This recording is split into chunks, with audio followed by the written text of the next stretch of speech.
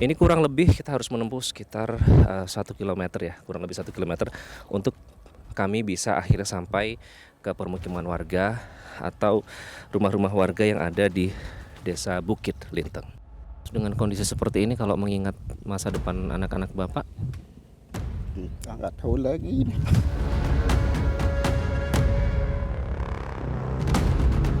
ini adalah satu-satunya cara untuk menyeberang dari sebelah sana menuju ke desa seberang.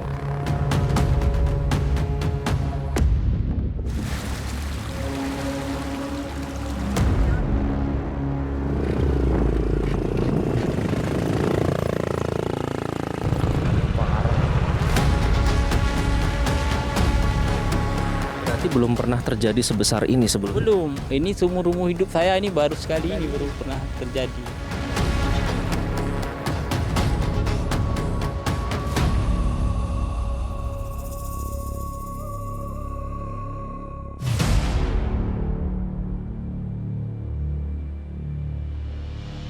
Delapan belas daerah kabupaten kota atau sekitar 78% dari total wilayah di Provinsi Aceh luluh lantak diterjang banjir bandang. Kondisi ini membuat sejumlah wilayah di Tanah Rencong sulit ditembus.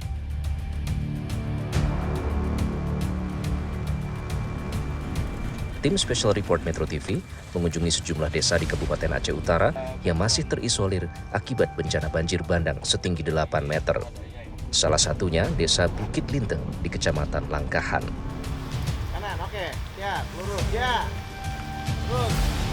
Terus. Terus. Terus. Perjalanan dari kota Lok Sukon menuju Desa Bukit Linteng biasanya memakan waktu sekitar 2,5 jam. Nah, sebenarnya ada jalur utama yang bisa atau yang menghubungkan antara Lok Sukon dengan Kecamatan Langkahan, namun jalur tersebut terputus sehingga kami terpaksa sedikit memutar melewati jalur alternatif, melewati Codgire, melintasi area perkebunan kelapa sawit sepanjang puluhan kilometer. Kami akhirnya tiba di jalan utama menuju Desa Bukit Linteng. Saat tim Metro TV tiba, lokasi ini masih tertutup endapan lumpur tebal setinggi 40 cm. Mana rumahnya? Ini bang, kena longsor. Tidak manjir, kena longsor. Desa ini belum dapat ditembus kendaraan dan hanya bisa ditempuh dengan berjalan kaki.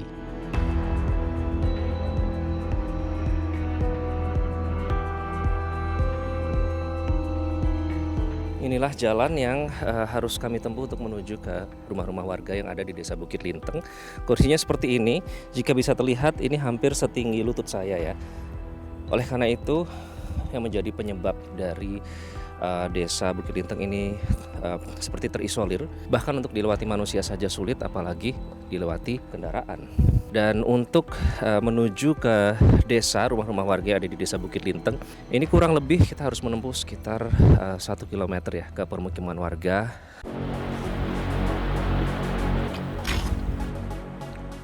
Di sejumlah titik menuju desa juga masih terdapat sisa-sisa genangan air yang arusnya cukup deras.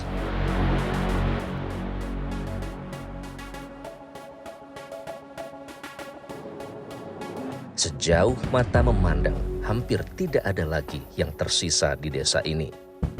80% bangunan rumah di kanan dan kiri jalan poros desa bahkan lenyap terseret banjir bandang.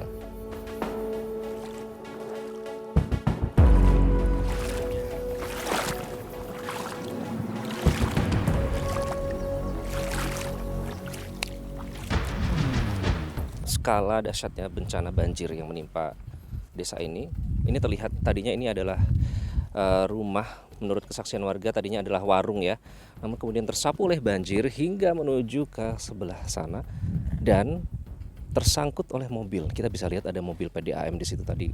Menurut warga itu adalah mobil PDAM, dan rumah itu kenapa tidak sampai hanyut karena tersangkut oleh mobil PDAM yang ada di sana.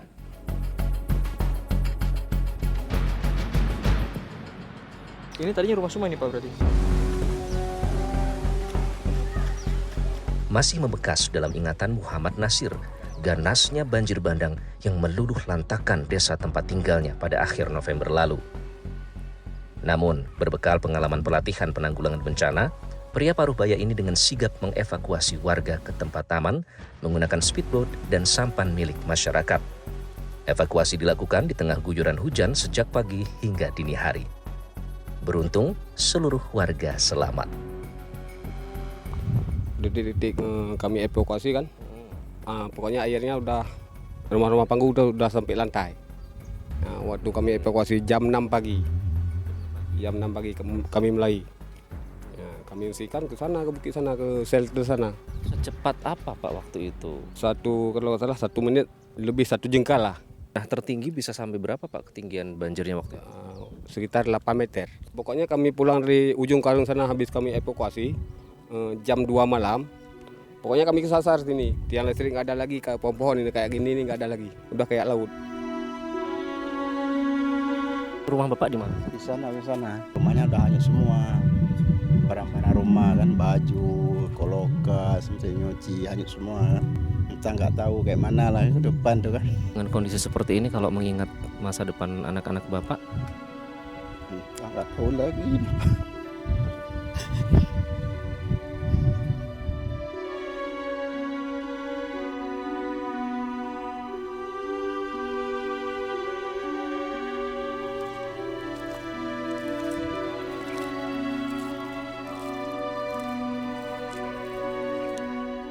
Murniati juga masih ingat betul detik-detik banjir menerjang tempat tinggalnya.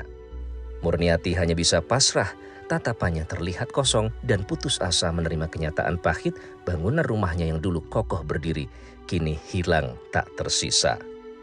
Masih ada Bu rumahnya? Enggak ada lagi. Hanyut semua. Menyelamatkan barang-barang nggak Bu? Enggak. Waktu keluar dari rumah sendiri-sendiri naik ke perahu. Terbayang kedepannya seperti apa Bu? Mungkin ada rencana mungkin? Enggak tahu. Meski desa ini sudah porak-poranda, sejumlah warga tampak masih ada yang lalu lalang menembus jalur lumpur untuk mengais sisa barang berharga yang masih bisa digunakan. Ini mau kemana Pak? Rencana mau pulang ke rumah. Jadi berharap apa yang mau ditemukan di situ? Semoga dapat diambil balik kan walaupun nggak utuh lagi yang seperti semula. Seperti baju, Ya, baju, celana, apalagi ada anak-anak kan dan nggak kedinginan. Kami baru saja kembali, seperti inilah yang harus dilewati warga untuk bolak-balik ya. Mereka menuju ke rumah-rumah mereka yang meskipun sebagian besar sudah disapu oleh banjir, namun masih ada harapan untuk menemukan barang-barang yang mungkin masih tersisa. Longsor dan limpasan dari longsoran tersebut sampai ke bawah sini dan menimpa semua kawasan.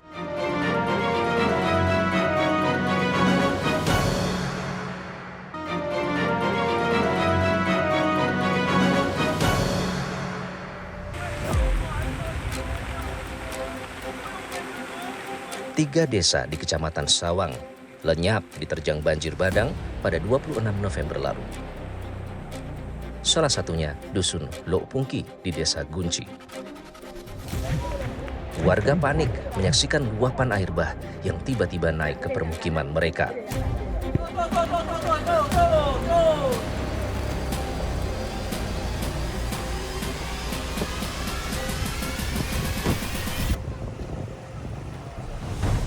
Sebelum banjir bandang melanda, lebar sungai di lokasi ini sekitar 100 meter persegi. Namun, setelah banjir bandang, luasnya mencapai 5 kali lebar lapangan sepak bola.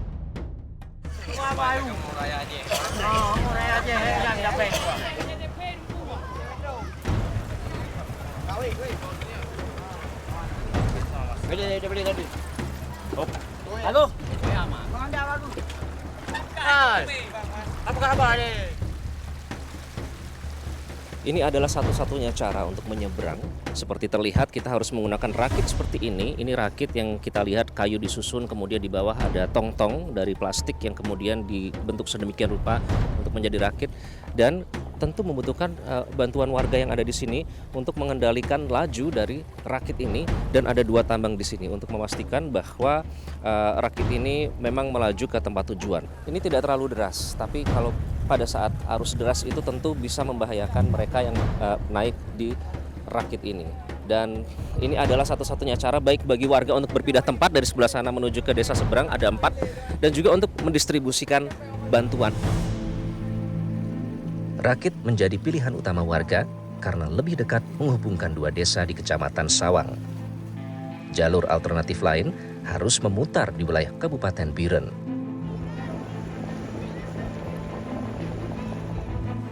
Untuk mencapai Dusun Lok Pungki, perjalanan dilanjutkan menggunakan sepeda motor.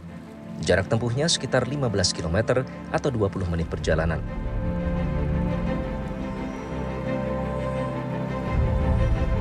Terima kasih, Bang. Jadi ini aksesnya termasuk deras ya harusnya, Bang, ya sekarang ya.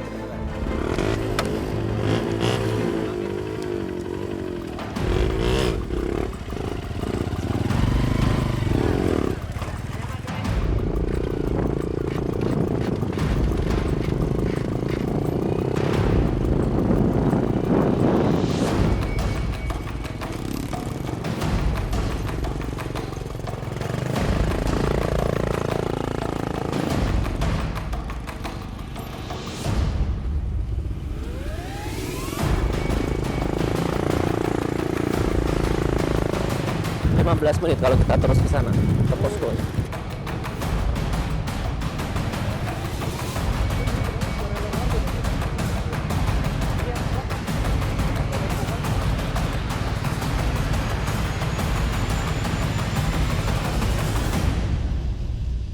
Gimana, Mak? Datang ke situ, ladangnya. Dari Sangkepor itu sini, Bang, 2 kilo nih, Mak. Di atas sana itu tadinya dataran juga, namun akhirnya longsor dan limpasan dari longsoran tersebut sampai ke bawah sini dan menimpa semua kawasan yang tadi kita katakan.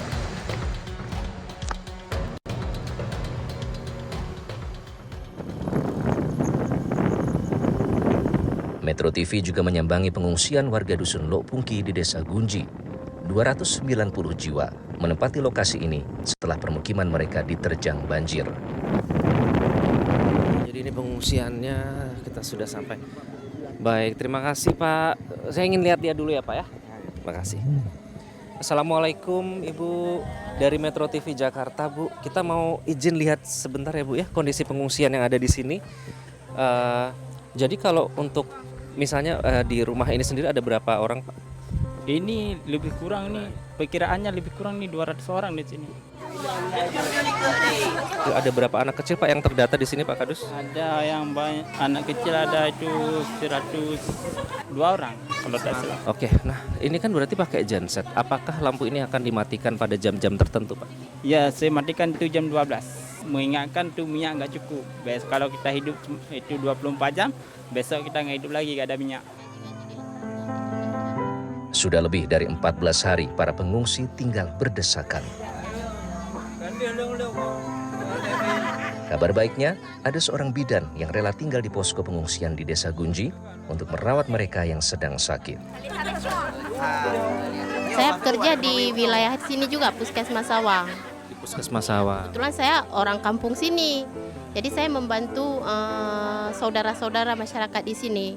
Waktu penanganan pertama saya bawa obat pribadi saya, membantu supaya masyarakat di sini stamina ya sehat-sehat gitu kan.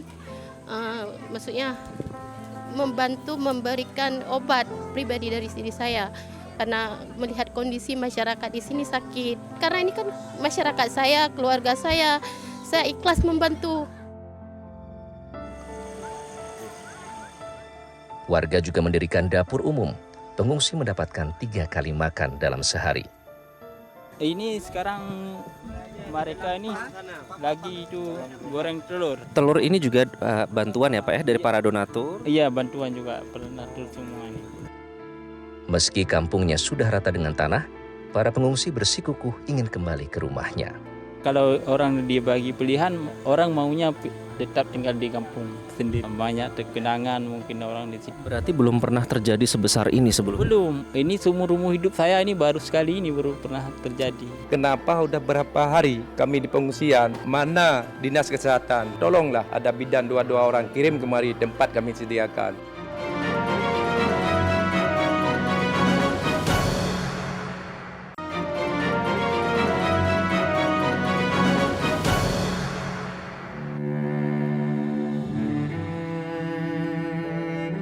Terputusnya sejumlah akses menuju desa Bukit Linteng membuat penanganan bencana di wilayah ini seolah tidak tersentuh. Ini siang tadi ya? Tidak heran jika ribuan pengungsi korban banjir bandang di desa Bukit Linteng saat ini mengandalkan bantuan dari warga desa lain.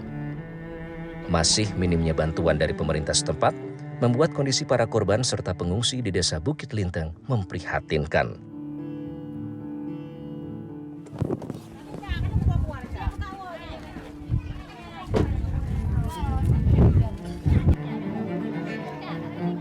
Nah, ini adalah salah satu posko yang menampung cukup banyak warga yang menjadi korban dari bencana banjir yang terjadi beberapa waktu yang lalu, tepatnya di akhir November ya. Nah, kalau kita berbicara tentang jumlah total korban, itu ada lebih dari 1.800 orang yang menjadi korban di desa ini saja. Nah, di posko ini saja kami mendapatkan informasi bahwa warga korban yang terpaksa untuk tinggal di posko sementara ini mencapai 800 sampai 900 orang.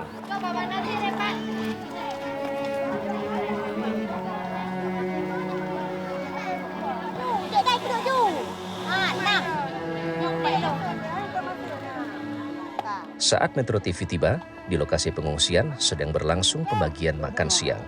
Setiap hari petugas akan memberikan 2 kali jatah makan di waktu pagi dan siang. Ini pembagian nasi setiap jam berapa, Pak? Setiap jam 12, jam 6.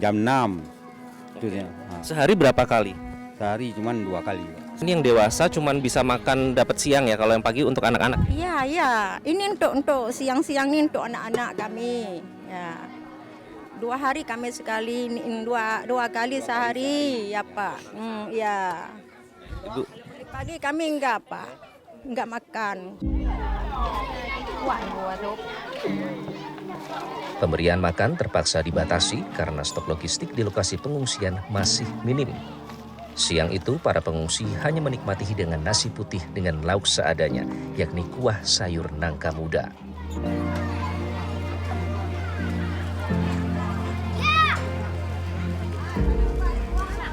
Mansur Ishak, Kecik Bukit Linteng mengungkap, jumlah anak-anak yang mengungsi di tempat ini mencapai 1/3 jumlah pengungsi dewasa. Para pengurus desa pun harus mengatur distribusi makanan dengan cermat. Di tengah minimnya persediaan obat-obatan serta kondisi pengungsian yang seadanya, anak-anak sangat rentan terserang penyakit. Sebab itu, perlu mendapat porsi makan lebih agar daya tahan tubuh meningkat. Kalau pas ada yang sakit gimana, Pak? Saya sendiri kecewa sama pemerintah. Kenapa udah berapa hari kami di pengungsian, selalu saya minta, mana dinas kesehatan, tolonglah. Ada bidan 2 orang kirim kemari tempat kami sediakan. Karena ini banyak ramai yang sakit. Ini sedang sakit ya, Pak? Obat nggak ada. Ini anak Ibu sakit apa, Bu? Demam. Saya boleh izin pegang ya, Bu ya? Sudah berapa lama, Bu? Udah 2 hari sakitnya. Dapat tidak ada obat sama sekali di sini. Jadi menggigil ya. Jadi memang tidak ada obat sama sekali. Nggak ada. Khusus untuk ibu hamil, para pengurus desa menitipkannya ke rumah warga yang tidak terkena dampak.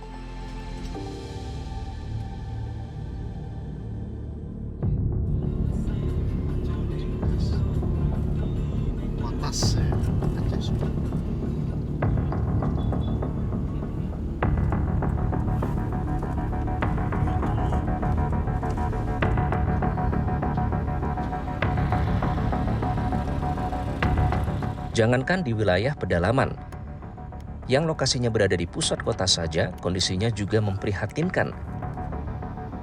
Seperti kondisi salah satu SPBU di Aceh Tamiang ini. Ini justru terlihat seperti tempat parkir darurat ya. Kalau kita lihat ini mobil-mobil yang ada di sini, meskipun terkesan rapi, namun semua berlumur dengan lumpur karena besarnya bencana yang terjadi pertama kali menghantam daerah Aceh Tamiang ini, dan daerah ini juga yang sempat tertutup total dari akses dari dunia luar. Oleh karena itu, meskipun sudah seminggu ya, sudah sepekan pasca banjir itu terjadi, namun ternyata kondisinya masih luar biasa parah. Berdasarkan data Badan Nasional Penanggulangan Bencana per 8 Desember, Aceh Utara menempati urutan tertinggi ketiga jumlah pengungsi terbanyak di Provinsi Aceh. Berbagai cerita miris warga juga tim Special Report dapati saat melintas di ruas Jalan Nasional Lok Sukon Lok Semawe pada Senin 8 Desember lalu.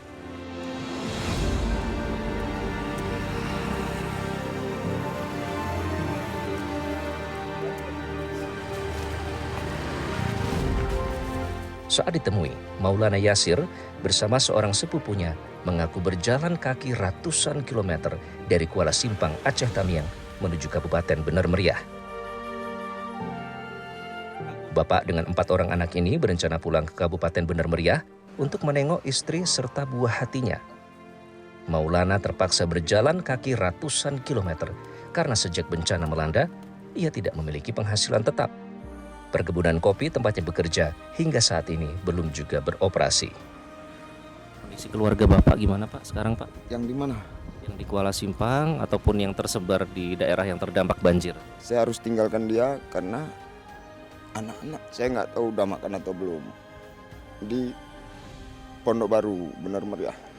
Saya nggak tahu udah berapa hari ini nggak jumpa sama anak. Nggak jumpa. Anak dulu saya selamatkan. Jadi mau nggak mau saya tinggalkan mereka, saya pulang ke Kuala Simpang, cariin orang tua masih ada atau enggak, aku nggak tahu juga kan. Ternyata Allah berkata lain,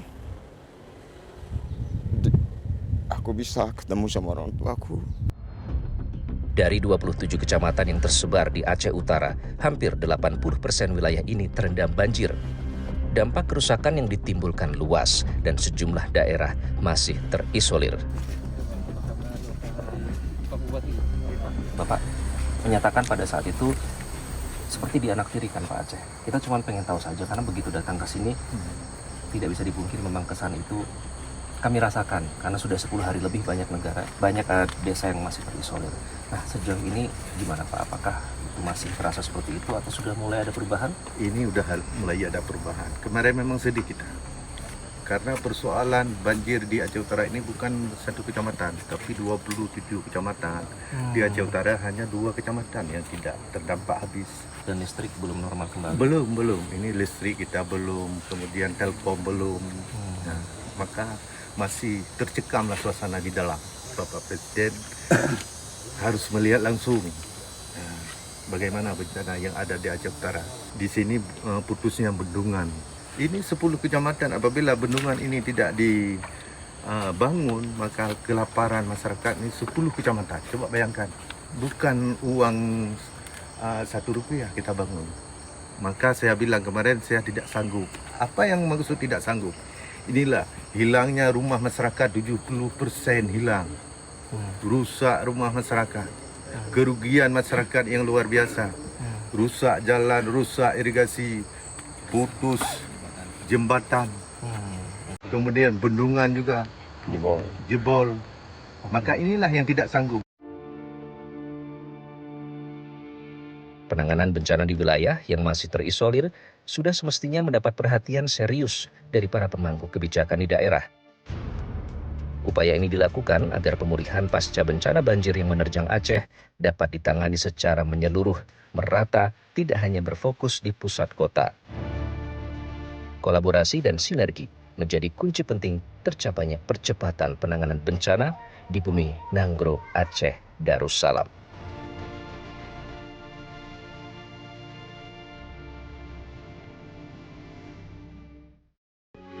Metro TV. Jelajahi cara baru mendapatkan informasi. Download Metro TV Extend sekarang.